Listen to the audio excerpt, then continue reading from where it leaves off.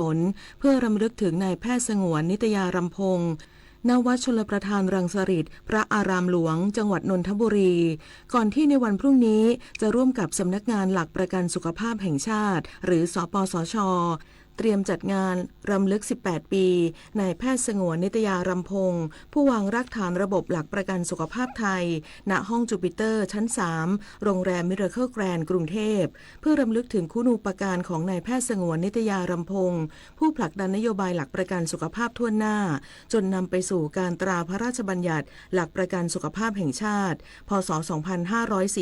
2545และการจัดตั้งกองทุนหลักประกันสุขภาพแห่งชาติหรือบัตรทอง30 บาทภายในงานได้รับเกียรติจากรองศาสตราจารย์นายแพทย์พิชิตสุวรรณปกรณ์ประธานคณะกรรมการบริหารจัดการระบบศึกษาและวิจัยสภากาชาดไทยเป็นประธานเปิดงานและปาฐกถาพิเศษนอกจากนี้ยังมีเวทีเสวนา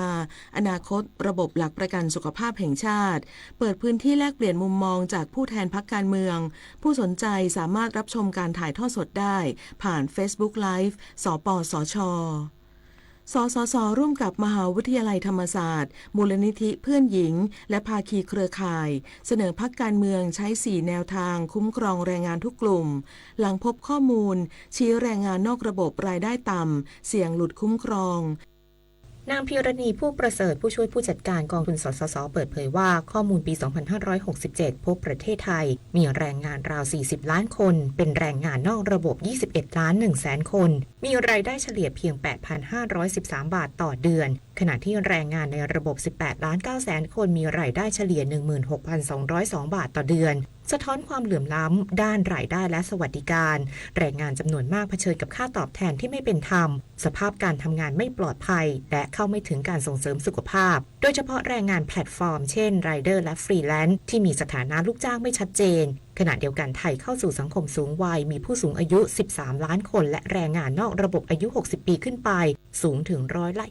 21.7 สสส.จึงร่วมกับภาคีเครือข่ายกว่า 50 องค์กรเสนอ 4 แนวทางสำคัญได้แก่การทบทวนนิยามลูกจ้างให้ครอบคลุมงานรูปแบบใหม่การกำหนดสิทธิและสวัสดิการตามลักษณะงานการจัดบริการส่งเสริมสุขภาพตามความเสี่ยงและการขยายอายุการทำงานแบบสมัครใจรองรับสังคมสูงวัยขณะที่เครือข่ายขับเคลื่อนนโยบายแรงงานเรียกร้องให้พรรคการเมืองบรรจุข้อเสนอด้านแรงงานอย่างเป็นรูปธรรมเพื่อสร้างความเป็นธรรมและคุณภาพชีวิตที่มั่นคงให้แรงงานทุกกลุ่ม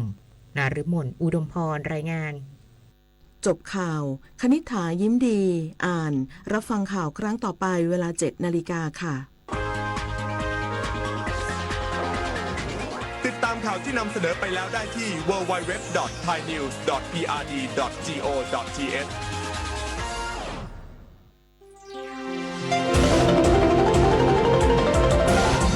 วิทยุแห่งประเทศไทยให้ความรู้คู่ความสุข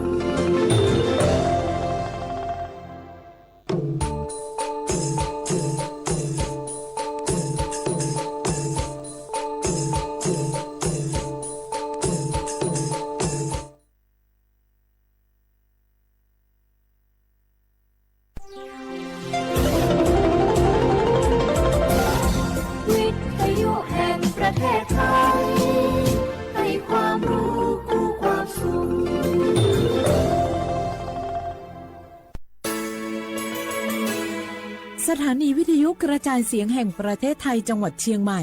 AM 1476 กิโลเฮิรตซ์สถานีวิทยุภาคภาษาชาติพันธุ์แห่งเดียวในประเทศไทยที่มีความทันสมัยเชื่อถือได้สร้างอัตลักษณ์กลุ่มชาติพันธุ์สู่สากล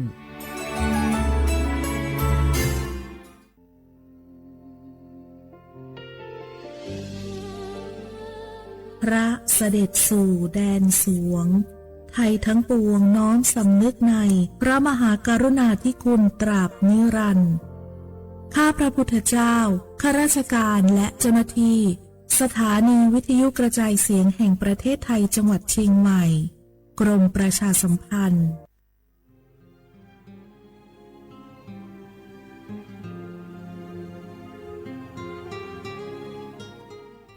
This is a moment of profound grief for the Kingdom of Thailand. The collective voices of Radio Thailand Chiang Mai joined the Thai nation in mourning the passing of our beloved Queen Martha, Her Majesty Queen Sirikit.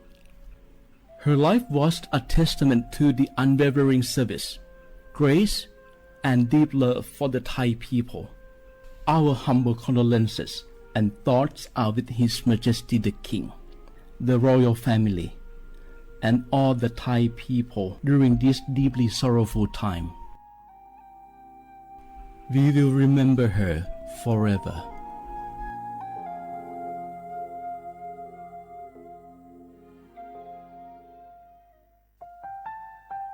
วานูลิซูชีแท้มีคนแนวจามาอามุสานีมาอาคือที่ลิซางโงวานูวาซึมาอาคือเฟมา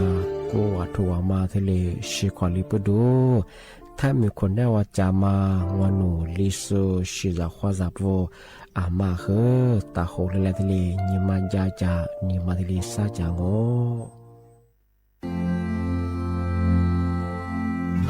รากฐานสังคมไทยตั้งแต่อดีตจนถึงปัจจุบันเคารพเทิดทูนสถาบันพระมหากษัตริย์เป็นศูนย์รวมจิตใจที่เหนียวแน่นของคนไทยในเวลาที่เกิดวิกฤตทางการเมืองพระบารมีของพระเจ้าอยู่หัวก็ทำให้เกิดความสงบและช่วงที่เกิดวิกฤตเศรษฐกิจปรัชญาเศรษฐกิจพอเพียงของพระเจ้าอยู่หัวรัชกาลที่ 9 พระราชทานให้กับคนไทยก็ทำให้ผู้ที่น้อมนำมาปฏิบัติมีภูมิคุ้มกันและไม่เกิดความเสียหายพระปฐมบรมราชโองการของพระเจ้าอยู่หัวรัชกาลที่ 10เราจะสืบสานรักษาและต่อยอดและครองแผ่นดินโดยธรรมเพื่อประโยชน์สุขแห่งอาณาราษฎรตลอดไปพระมหากษัตริย์ไทยทุกพระองค์ทรงห่วงใยราชเสมอสถาบันพระมหากษัตริย์ไทยศูนย์รวมใจไทยทั้งชาติ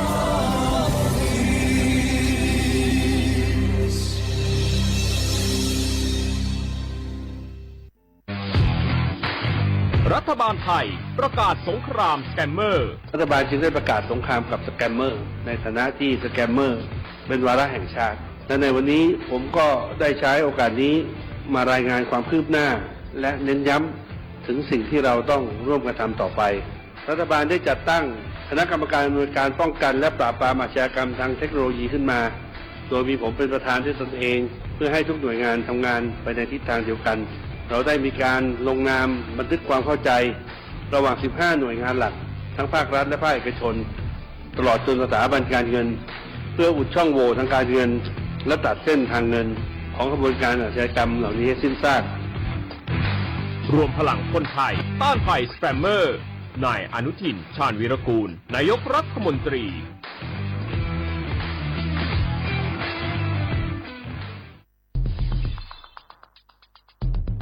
แค่ 3 ปีความเสียหายจากอาชญากรรมไซเบอร์ของคนไทยพุ่งทะลุถึง 94,000 ล้านบาทหรือเฉลี่ยปีละ 30,000 ล้านบาททุก1ชั่วโมงเราเสียเงินกว่า 3.4 ล้านบาทให้กับมิจฉาชีพออนไลน์โจรไม่เห็นใจคนอาชีพไหนอายุเท่าไหร่สถานะทางการเงินแบบใดหมอพ่อค้านักธุรกิจนักเรียนแม่บ้านข้าราชการเกษียณทุกคนตกเป็นเหยื่อได้เสมอและวันหนึ่งอาจเป็นคุณหรือคนที่คุณรักเพราะจุดอ่อนร่วมของเหยื่อคือความเร่งรีบขาดสติหรือแม้แต่บางครั้งก็เกิดความโลภจนเกินไปอย่าปล่อยให้การกดคลิกเดียวลิงก์เดียวทำให้โจรยิ้มกว้างวันนี้ถึงเวลาแล้วที่คนไทยทุกคนจะต้องร่วมมือกันสร้างภูมิคุ้มกันอาชญากรรมไซเบอร์ช่วยกันหยุดก่อนที่ภัยไซเบอร์จะทำให้คนที่คุณรักและตัวคุณเองกลายเป็นเหยื่อ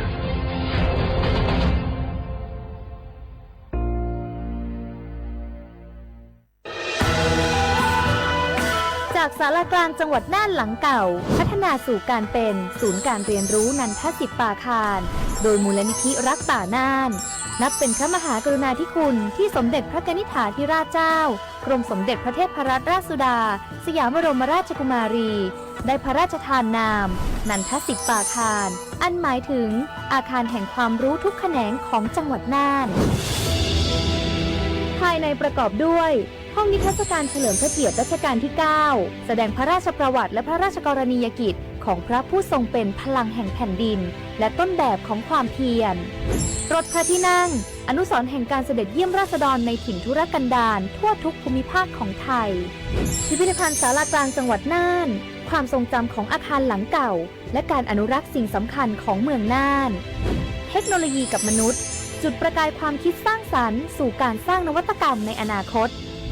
น่านซิมูเลชันแนวทางจัดการขยะที่ยั่งยืนเพื่อตระหนักถึงผลกระทบต่อสังคมเศรษฐกิจและสิ่งแวดล้อมห้องสมบัติน่านย้อนรอยสู่อดีตและความรุ่งเรืองของนครน่านผ่านเงินตราเครื่องเงินและผ้าทอง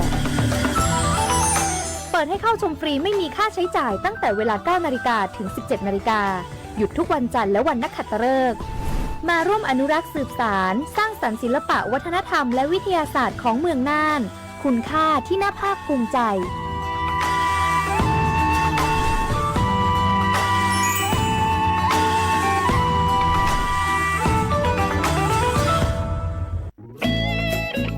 เสียงของท่านมีความหมายต่ออนาคตประเทศการเลือกตั้งคือโอกาสสำคัญที่ประชาชนจะได้ร่วมกำหนดทิศทางบ้านเมือง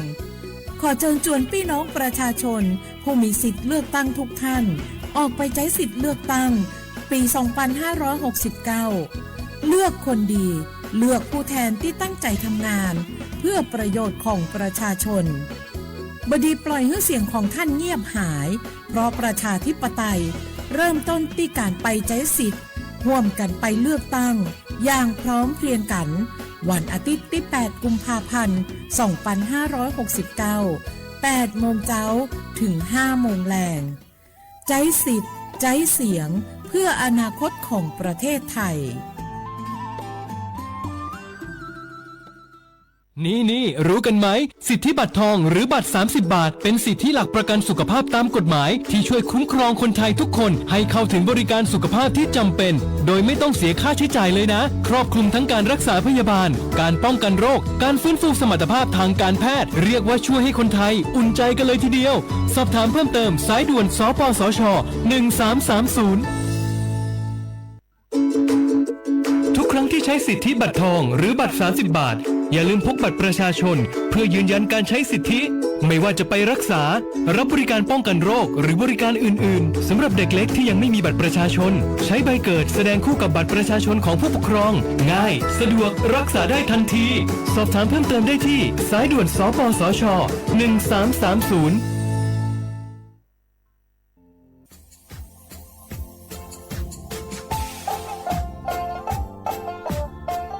น่าถึงมาปีใหม่ซื้อจีนชมังโงมัญญาคณะรัฐมนตรีไงมีมติยากกว่าอยู่หัวมองเมื่อเหื่อยกุลาซื้อหาหนีซื้อกูยังไงยิ่งคงอยู่ตรงนี้โฉดซื้อฉีกว่าย่าไปรับมองเมื่อเหื่อแก้ไขปัญหาไงสถานะอาทิตย์ยังเหื่อสัญชาติไงเอาถ้าเป็นคนเนี่ยว่าจะส่วนไงอธิบายที่ยากกฎหมายถือว่าไปรับมองเมื่อเหื่อไงมาตราที่17ไงแห่งพระราชบัญญัติคนเข้าเมืองไงพอ2งไม่อยากให้คนอยากให้หนีตัวหนีซื้อหนีกวางเทวถ้ามีคนเนี่ยว่าดูแลโซอาทิตย์ยังมือจ้าจางเป็นยังไงอาทิตย์ยังมีทะเบียนประวัติถูกต้องอยู่ไงอธิบายสารว่ายื่นขอสถานะไงคนต่างด้าวเข้าเมืองโดยชอบด้วยกฎหมายที่ดียินหน้าบ่ดงอาทิตย์ทยากฎหมายถือว่าบรรดามันเป็นไงมาตราที่7ทวีไงแห่งพระราชบัญญัติไงสัญชาติยึดขวงไปเฮอพศยังไง2508ไงเอาถ้ามีคนได้ว่าเฮตาซุงโงไม่ยังไงอาทิตย์ยังเฮอาบามันก็จะเฮอามาไงเอาว่าอยู่ในทะเบียนประวัติบุคคลไงอธิบายว่าไม่มีสถานะทางทะเบียนมาจุบเฮสามารถยื่นขอสัญชาติไทยที่กรุงเทพมหานครไงยื่นที่สำนักบริหารการทะเบียนกรมการปกครองไงอธิบายเราส่วนต่างจังหวัดจะสุบเฮว่ายื่นต่อในอำเภอตานภูมิลำเนาไงปีขวานนแล้วก็จะบอกว่าอำเภอยิ่งที่ยื้อชองไงยื้อเวลางูไม่ยากว่าเวลาใช้กันยาขนาดถี่เนี่ยควานยีหนักกว่านี้สิไงอดีตบอกนี่มีกับพวกควานยีเธอน่าเหี้ยโชฮาหนีซึกูยังไงยึดโขหนีตัวเหี้ยโฉดซื้อกูกว่าเสือเอาทีนี้ยื้อชองง่าทำไมถึงมาปีใหม่ซื้อจีเช่าว่าเช่าข้าได้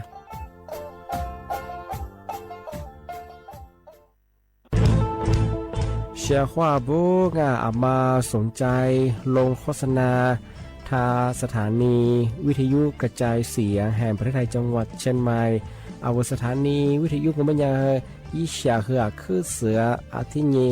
อีสัญญาณก็คือหุยยาคือยิบเป้งาเที่ยวพื้นที่จังหวัดเชียงใหม่ยังง่าอาทิปัญญามาสนใจลงโฆษณาช่องของบัญญาติดต่อ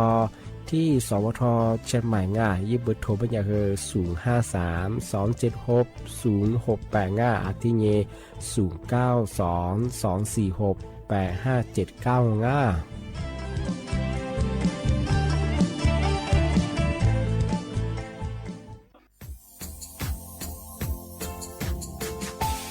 ชาว่าบราวัฒมาปีใหม่อาทิตย์ตาจิงชาวมังมันยังไงอามุสาจังหวัดเชียงใหม่ควายถึงมาปีใหม่ปากไก่ฝรั่งที่5ที่นี่ของพวกควายยังว่า5 3次ที่นี่ซึ่งอีกคนอยู่ตรงนี้โฉดซึกูกว่ามาคืออาตุทัดโชดกับปากกับเมียนเบสพิอาลุมิโดขยันโดอาชุเปดจัดความแบบดิต้มอาตุทัดโชบอาทิยาวพื้นที่หรือตัวจางงูเป็นยังกว่ายาระบบไฟดีควายมาอนุญาตอยู่ไม่คือมาคืออาตุทัดโชอาทิยาปีความวัตุสองงูเป็นยังฝ่าฝืนยังคือกลุ่มหมายละชัวยาชัวยาโซรอาทิบ้างงูเป็นยังมาอาตุชัวอาตุเบียพมัวงูเป็นยังอาวุธโทแจ้งศูนย์อำนวยการแก้ไขปัญหาหมอกควานอาทิคือฝุ่นละอองมาคือจังหวัดเชียงใหม่ยี่เบอร์โทรงูเป็นยัง053อาทิตย์112808หรือที่มางูเป็นยังสำนักงานประชาสัมพันธ์จังหวัดเชียงใหม่ข้อยีดีปีมาทีดีประกาศยุฝรั่งอันนี้ประกาศมาก็ตะวันเลยยุจลาฝรั่ง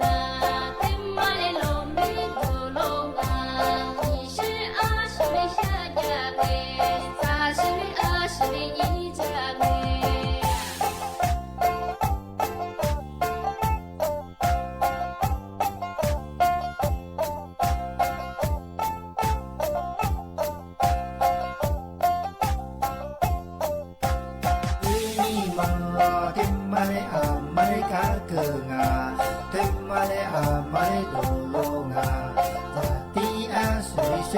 呀，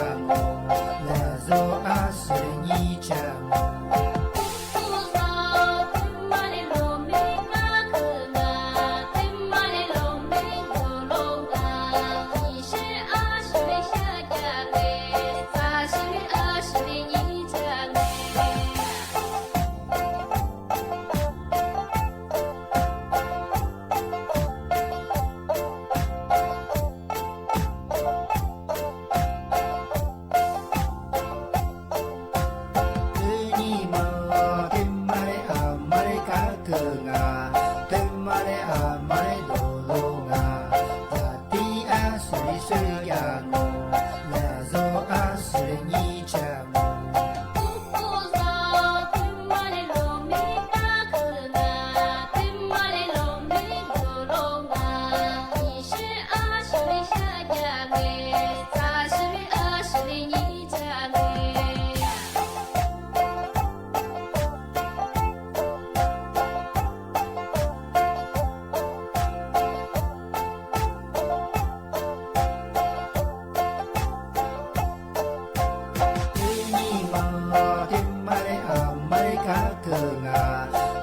「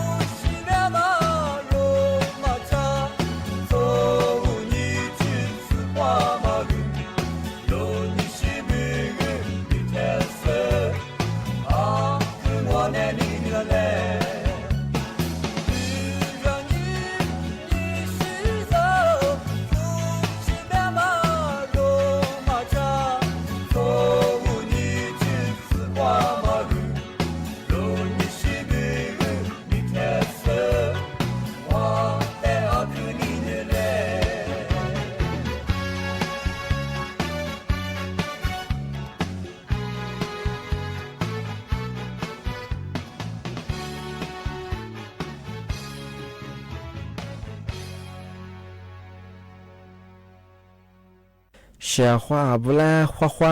阿么啥阿我李苏我多知的话贝拉我啊阿我李苏我ปากกากุงบรรยาทาจิ้มหมายดังสถานีวิทยุกระจายเสียงแห่งประเทศไทยจังหวัดใช่ไหมว่าดังงาที่นี่ทาววิทยุว่ามือจะมางบรรยายี่ระบบยา AM ยี่ความถี่งบที่ตัวลี่หา是โฉเข้ากว่าโจญาดุลางในแนบโฉมุขวานี้เจมัวที่หัวด้วยที่มือน้องงบรรยาหนีมุขวานี้สามโมที่นี่มาหนีขวาที่ตัวงงนาที่เนี่ยขวานี้นาเนี่ยจะตัวที่ทาวระบบไลฟ์สดคือตัวฟิสิบุยเพงบรรยาคือสวทเชียงใหม่ AM 1476กิโลเฮิรตซ์แม่ชิเมคือเนี่ยว่าปีเมื่อประกาศยังอาวประกันสังคมอยู่สู้มาตาสัตสาเจมาตาสัตสกุอาวปีว่าตัวสุขภาพอยู่ช่างบรรยาคืออาว20ทำกันอย่างที่ตัวหน้าที่กุนหน้าบ่ดงเอาประกันสังคมอยู่ไม่เคยยากกูเนี่ยมันยัง14รายการสลีจสติตัวเยกูเยบ่ดงอาทิตย์ปัญญาว่ามากูก็แท้ว่าโรงพยาบาลยิ่งสอบถามว่าในสิ่งละมายาโครงการมาดูจ้าบ้างดูจ้ามาเคยยิ่งนั่นนี่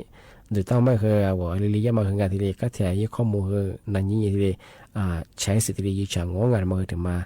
สัจจะแต่ก็ถูกป่ะครับว่าประกาศสังคมส่งก็เรามาเคยลิงออกคุณแล้วก็ว่ามาซึ่งกันที่เอาไว้สิทธิ์มาเขาเนี่ยว่าตัวสุขภาพยังน่ามาเคยงานแต่ก็ถูกมาซึ่งสุดยอดอันนี้แบบมาประกาศสังคมอยู่ส่วนมาตาสาเจสัตว์กงปีขวานก็ดูว่าสิ่งนั้นก็มาค่ะขึ้นน่าจะว่าบาวกเลี้ยงมาซื้อว่ามันเลี้ยงมาซื้อแบบไงว่าจะมาเปลี่ยนว่าแบบปีขวาน20ที่มาพัฒนาเป็นยังไงยิ่ง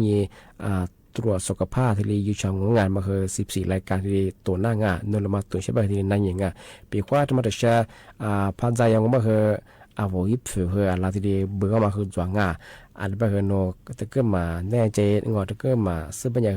ว่าในเสียงยี่ที่สอบถามเพิ่มเติมที่อยู่ช่างงานมาถึงมาปีมาสุดที่เจ้าชดงาม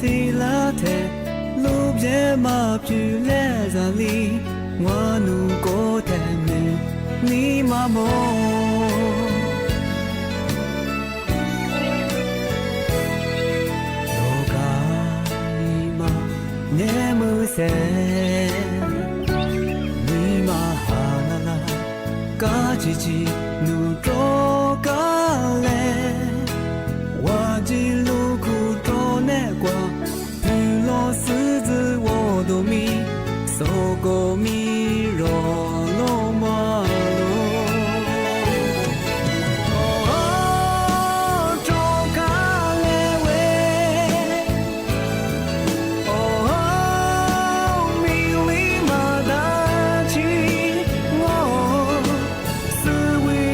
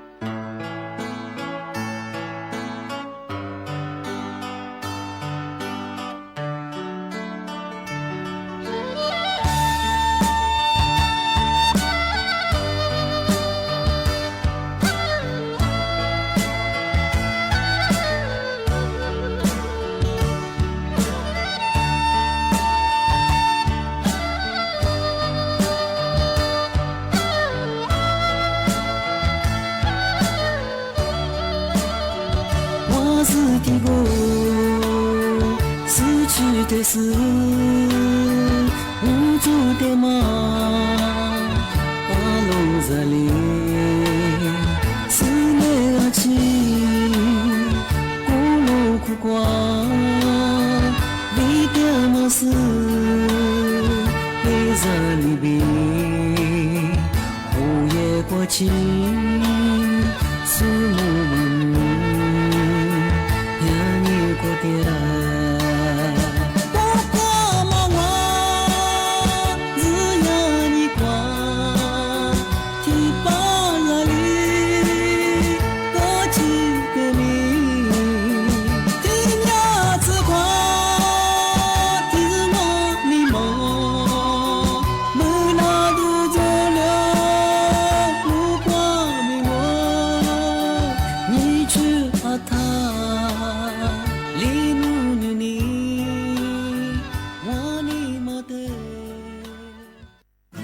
小伙伴跟拿来的比影响他们会他们是呀那วิจัยว่าสุสิ่งสุบชงที่ยาสารัดอันที่มันมีว่าจะสุเปียบสิ่งที่ยาจ่าตัวมันเอาจ่ากุนนา HIV บ้างยาโรเอดอันที่มันยินนันสุเปียบสิ่งมัน是ยาชิลีเนียมอันที่บ้างอันที่มันจ่า我们也挺ลิจักกันอันที่มัน HIV อันที่มันยินนามาเกลายดมาไล่งะอันที่มันละกระดังอันที่บางกามันสัญญาว่าเวลาชูโดยนานเนื้อสูงเมียอันมันสาวสูสิ่งนี้ตัวนี้กูยิ่งฟูลังมันเป็นอย่างที่ยาเนื้อสียาตันไวรัสบางเมื่อมากุศลอินนั่นแหละกาดูชาขเลยมังที่ยามาวิทยาลัยไมอามีทูสุกุอันที่ก็มาสูสิ่งนี้ฟูลังที่ยาซิลิเนียมเสริมอันที่บางอันที่มาจางมันเป็นอย่างสุเปียบเช่น一符合皮肉，是呢，ที่ยาเชื้อยินนาง HIV บ้ามาลุยนาที่มาแล้วคือกาดังอะไรบ้างก็สุดตัวนี้ผมเป็นยาเชื้อ HIV ลุยนาที่มาผมเป็นยาที่ยานากุศลซิลิเนียมอะไรมาที่นี้ลิจังอาบากุมาจับยาเจยาเชื้อไวรัสอะไรบ้างว่ายี่สิบเจ้าว่าดามาสวเลโรก็สุขเปียบสิ่งยาสุสิ่งหัวตัวนี้ผมเป็นยาก็ยาสิเลียที่ที่จะมันยาอะไรนาโลอินาที่มาเลียกระดังพระอะไรบางก็ไม่ทราบสุสิ่งมันเห็นเราชูกู้ซื้อที่ว่าอะไรมาคู่ว่าที่ยาซิลิเนียมอะไรมาที่นี้ลิที่จะยาอีแคปซูลอีสื่อสารเนี่ยที่นี้มาแล้วผมเป็นยา2ไมโครกรัมอาทิตย์จะยังเราชูน่าอีนั่นสู้เหตุสาวสิ่งที่ยาหลอดอันมันจังก็เราช่วยที่ยี่ฟูมาจังตัวนี้我们也是ตัวนี้อาบากุมาปียี่ฟูที่ฟูมาที่ยาซิลิเนียมอันมันจัง我们也ยี่นาไว้是จังไวรัสอันมันสวลียงอันบางสุเปียบสิ่งมี CDC อันที่หัวมาสวลียร์สิ่งยาไว้是มา是ไว้是ฟูอันมันบางอันมาสวลีเปียอิสุฟูกูมาอิสุฟูดูมาเมียนเดลังอันแบบกาเลงเบรงก์ยานาวิทยานาวิจัยสุสิ่งสุดมาสุขที่เกิดที่ยังเป็นสิ่งมาสิกรีหิงอันมันสิ่งอันมูลอิสระแบบไงว่าสิ่งนี้มาอีชากูมาอีสุกูมาอันสุขอีลอยนาที่มาแล้วควานดามาลิควางอันมันสิ่งอันลิงแบบมาเมื่อแต่เช้าสุขสิ่งยัง比话只是把好美的我们的说话，那这他妈当然像我们呀，阿拉小大帕，罗伊拿来喝，是的别个，俺他妈喝小伙伴，啊我你妈我们来年我们当个，俺们啥罗伊那边么呀哩，俺喝啊我咱们他们呀哈，俺们啥说是你们呀，俺哩是喝是一讲啊，俺那次那他妈来干的时候是么没花么没，俺也对。การด่าอามาชิญิมันก็ไล่ไอ้ที่ถือกว้างกามาเฉลี่ยว่าข้ามันยาจมูกมันยาข้า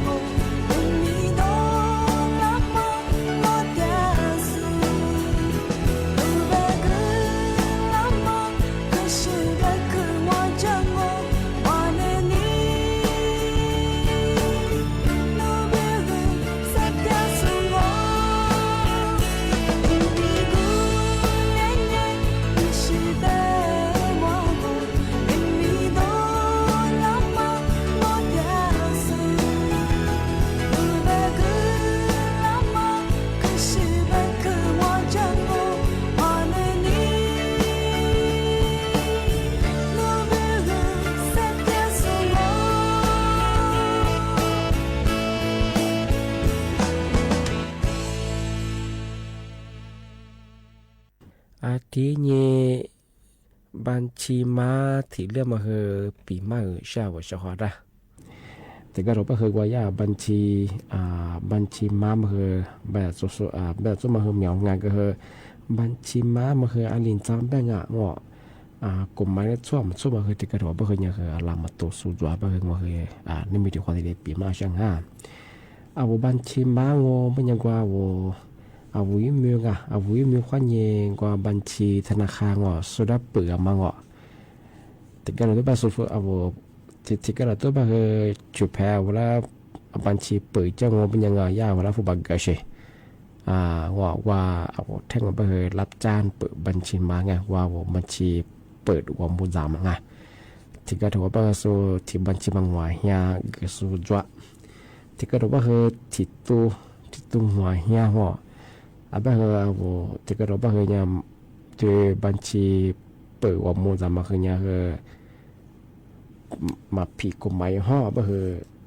ที่ชิวจั่วไงใช่ไหมมาสู้บ้างที่มันยังคือผิดกฎหมายช่วงงานที่มาคืองานมาคือถ่ายเย่ช่วงงานที่บอกว่าวุ้ยมีความยี่วุ้ยแบบความยี่ว่าบัญชีธนาคารสุดาเปลือกมาจะแบบบัญชีตัวสุดเตะช่วง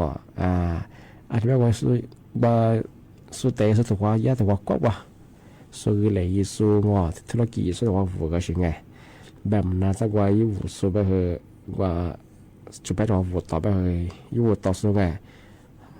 มาเสียชื่อเลยยังมางานสักว่าผิดกฎหมายทุกประเภทไปเจ้าบัญชีความเงินฝากเงินโอนให้มางานว่าบัญชีความฟ้องเงินยังมาถูกว่าที่มาคือขึ้นเนี่ยผิดกฎหมายยังไงอันก็คือมาได้แล้วฟุตบอลอันนี้เกิดไงบัญชีแต่เปิดมาแล้วว่าหนีมาจ่าไปยังไงซ้ำมาไปยังไงทำมาแต่ยังไงที่จะมาก็คือโนบัญชีมาเปิดบางก็คือโนบัญชีสุดว่ามาว่าอยู่ยังบางอย่างคือแต่ก็มาเสื้อมันอย่างคือติญาลามันติญาจามงบัญชีสุดแต่ยี่ตัวคอยอยู่ไปจ้ายี่ตัวคอยอยู่ไปยี่ตัวคอยสองว่าไปว่ายิ่งว่าสุดมาอย่างคือจ้ากว่าต่อเชียงมาข้ามาทับพายีไปไงสุดท้ายบัญชีมายิ่งมีมาไปวันนั้นบัญชีเปิดได้เชียงมีเขาเปิดได้คือจ้าสุดเปียกว่ายี่ชื่อยี่ซื้อจะมาพายุช่วยไปบัญชีความเงี้ยสุดแล้วพวกโอเจมาสุดแล้วยิ่งกือจามงสุดบัญชีตัวสอยไปทำไมมีมาคืนโนไปคือสิโนสอนอะไรเชียงไงที่ความยิ่งทำให้สุดบัญชีมาไม่เชียงไงที่ว่าคือไงมาคือบัญชีเปิดของมางสุดแล้วกู้นี่บัญชีเปิดจะมาคือถ่ายเงินทำไมเนี่ยคือกลุ่มไปแล้วswapที่บ้านของปัญญาบุตรบัญชีเปิดส่งบัญญัติยี่โทไงเรียกฮอตเซอร์เกลือมังยี่วุฒิมาเพื่อไงปีความวันบัญชีมาสุดแล้วเปิดของเพื่อไงยี่เปิดซุ้มจะคือไงโคเบี้ยมาคือไงจำคุกไม่เกินสาโคเบี้ยหรอกไงจำคุกไม่เกิน3 ปีไงอาทิตย์คือผู้บัตรเพื่อพักโคจังไม่คือไงไม่เกิน300,000300,000 บาทโคจังไงมันก็ชื่อโคจังโคเบี้ยไงทำปลายอะไรไงมาคือเดี๋ยวยี่เปิดซุ้มที่ถิ่นบางโง่ปัญญาทำมายี่โทษผู้จัดหาไงมันก็คือโฆษณายิสุยี่ควาสูอาจจะเรียกว่าโฆษณายิสุไงอย่างที่นี่บอกว่าไงโนหลักสูควาสูไงโนควาสูหลักสูควาเนี่ยปุ๋ยจะมาไงยี่ควาสูจะบอกอาจจะเรียกว่าโฆษณาอย่างมันก็บัญชีเปิดเนี่ยกุลียะกุลีค่าที่เรียกค่าให้ฝากที่เรียกว่ามันไงยี่โฆษณาสูทำมาโง่ปัญญาคือไงจำคุดไงคูเบี้ยแบบมันไม่คือนี่โคข้อนี่หัวโคเสเบี้ยยังไงอาจจะว่ายี่เปิดสุดๆสัญญาณอย่างไงยี่เปิดสุดเป็นอย่างคือซาโคเบี้ยไงครับว่ายี่ควาโซยี่โฆษณาสิเป็นนี่โคข้อนี่หัวโคเสเบี้ยไงอันนี้ผู้บ่าวโคจะมันไม่ยังไงนี่แชร์ข้อนี่คือหัวแชร์สโคจะไงอาจจะว่ายี่เปิดสุดๆสัญญาณอย่างไงนี่แชร์ข้อนี่คือหัวแชร์สัญญาอาจจะนี่คือทำจัดทำปลายยังไงโคเบี้ยที่นี่คือโคจังที่บ้านผมเป็นยังคือการรับจ้างเปิดบัญชีไม้มาอย่างคือผิดกฎหมายยังแบบว่าซื้อเลยผมเป็นยังคือไงเจ้าของตัวแชร์พัชจบไปไงส่วนเวลาเปิดแก้มาก็ถับเปิดถ่ายยังฟอร์มยังสึกเกิดถ่ายมาจุดดังกับอยู่ข้างนอกพอเปิดงเป็นยังที่เด็กโคซุ่มเมื่อที่หัวโคสึกโคแบบน้องอันนี้โคซึ่ง มันจะเชื่อว่าจะส่วนใหญ่มันก็คือเอาหัวมือก็คือเดือเอาหัวคือส่วนอะไรอย่างเงี้ยคูเบลคือซับคูเบลไงที่นี่คือปรับไม่เกิน3แชทไงโนยารับเปิดได้มาคือที่บัญชีมาที่ตัวมันก็ชื่อหัวเฮียที่ตัวหัวเฮียว่าไงสุดท้ายแบบแต่โนยี่สามารถเปิดได้บางคนหัวยี่สลิงหัวตัวคือสุพรรณมันก็คือ300,000 สกุลได้ไงมาจุดได้เฉพาะไงถ่ายเย่ไงเฉพาะไงที่นี่คือยุคความสุดที่ลงไงในยุคความสุดยืนแนะนำยุคโซไงยุคโฆษณาสุดคือถ่ายเย่ไงเฉพาะไงโฟสุดได้ฟูบ่อามีเกิดถ่ายเย่ไงว่าหลักสุดยุคความหรือว่าหลักสุดวัดเสื้อยี่สุดวัดเสื้อไงหลักสุดพวกความว่าไม่ยังไงถั่วมาคือหัวพลาสติกเป็นยังไงแล้วเนาะยกความว่านี้ประสิทธิ์ยกว่าเป็นยังไงว่ายุคความสุดมีความปียังไงที่นี่คือยุคโฆษณาสุดคือมีความปียังไงมันคือถ่ายเย่มาเจอหลังพอสมมติว่าเคยยิงโขกยิงหัวโขกจะเบื่อกันทุกบ่าวว่ามันเคยที่ยิงเบื่อบ้างไง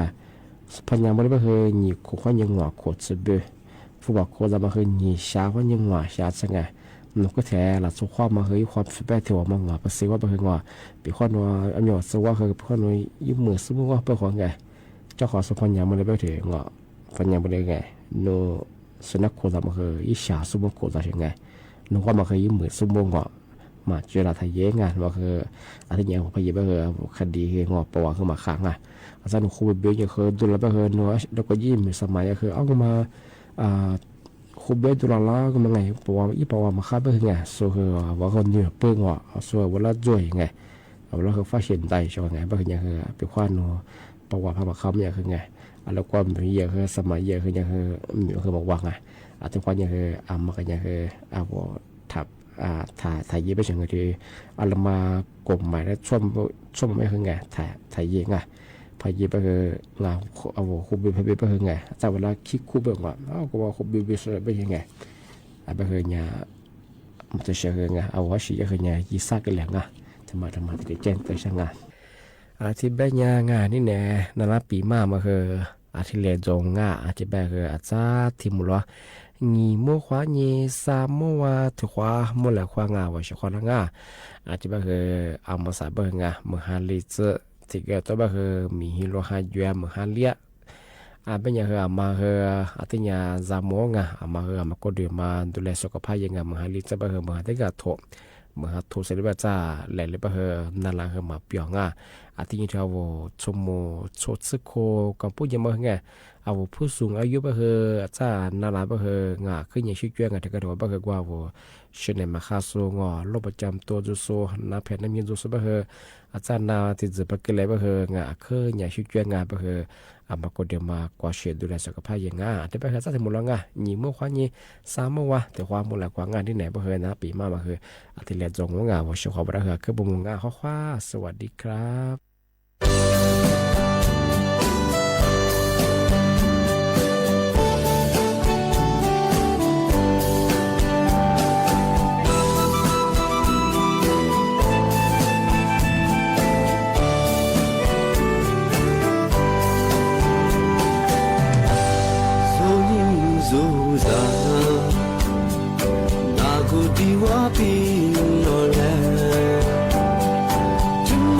是阿里比拉